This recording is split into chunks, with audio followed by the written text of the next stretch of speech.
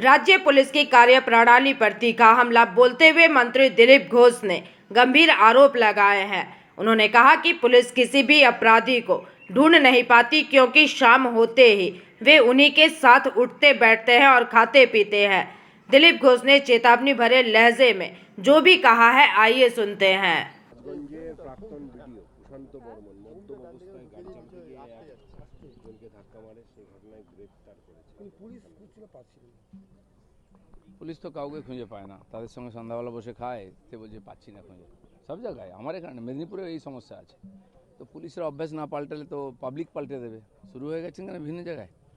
পুলিশের অনেক দিন ধরে এই ধরনের বদভ্যাস হয়েছে, মিথ্যা কথা বলা, নেতাদের সঙ্গে গা ঘষে ঘষে চলা, চোর ডাকাতদের সঙ্গে শেয়ার করা, এগুলো পাল্টানোর দরকার আছে। পাবলিক যেভাবে অ্যাগ্রেসিভ হয়ে বেরিয়ে আসছে, তারপরে কে কাকে বাঁচাবে?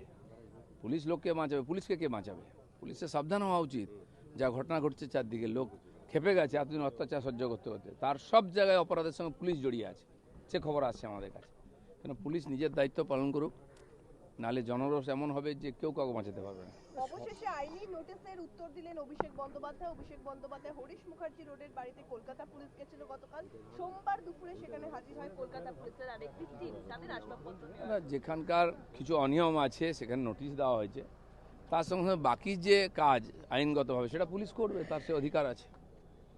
স্বপন কামিল্লা খুনের ঘটনায় এই বিডিও প্রশান্ত বর্মনের বিরুদ্ধে চার্জশিট দেওয়া হয়নি, এবং তারপরে সেখানে যে গেট প্যাটার্ন দেখা যাচ্ছে, সেখানে গেট প্যাটার্নে দেখা যাচ্ছে প্রশান্ত বর্মনকে বডিটা তুলতে গাড়িতে, অথচ তাকে চার্জশিট। আপনারা বুঝতে পেরেছেন কেন এই অফিসাররা বিগড়েছে। সে ওসি হোক, আইসি হোক, বিডিও হোক, এসডিও হোক, এটা বিগড়েছে কেন?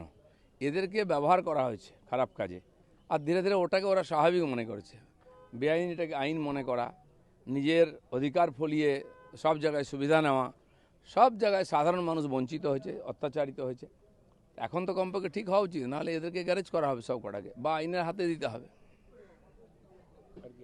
চলো হয়ে গেছে। ভয়াবহ অবস্থায় রয়েছে লেকটাউনে মেসির মূর্তির নিচে থাকা ভিত ধীরে ধীরে ক্ষয়ে যাচ্ছে। টিএমসি সরকারের ভিত নড়ে গেল, তো মেসিও নড়ে গেল। আজ পর্যন্ত সেই মেসির ঘটনার পরে যুবভারতী স্টেডিয়ামে স্পোর্টস যারা প্র্যাকটিস করতেন তাদের জন্য বন্ধ হয়ে গেছে। বাপত্তি সম্পত্তি হয়ে গেছে এগুলো সব, যা ইচ্ছা লুটপাট করো খাও।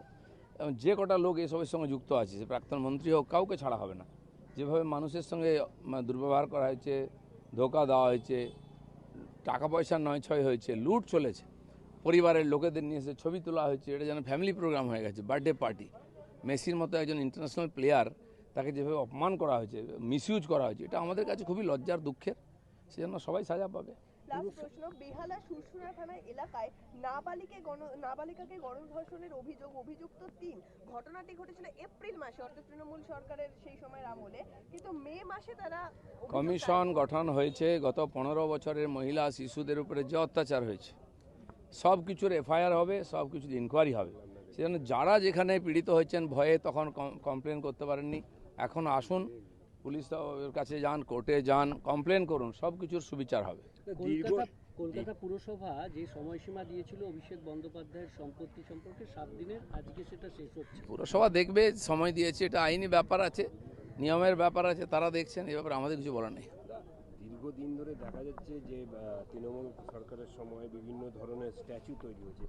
সেই স্ট্যাচু তৈরি করতে গেলে যে সকল পূর্ত দপ্তরের আইনানুগ অনুমতি নিতে হয়, সেসব অনুমতির ব্যাপার নেই, হিসাবের ব্যাপার নেই। যেখানে সেখানে স্ট্যাচু বানানো হয়েছে কেবল পয়সা কামাবার জন্য। একটা ফাইবারের স্ট্যাচু করে দিয়ে লক্ষ লক্ষ টাকা লুট করা হয়েছে। কত টাকা খরচা হয়, কি হয়? তাও সরকারি জায়গায়, সরকারি খরচে পাবলিকের কাছ থেকে টাকা তোলা হয়েছে, দেদার লুট হয়েছে। সেখানে সব কটাই ইনকোয়ারি হবে। চলুন। Bureau report, PVTV news.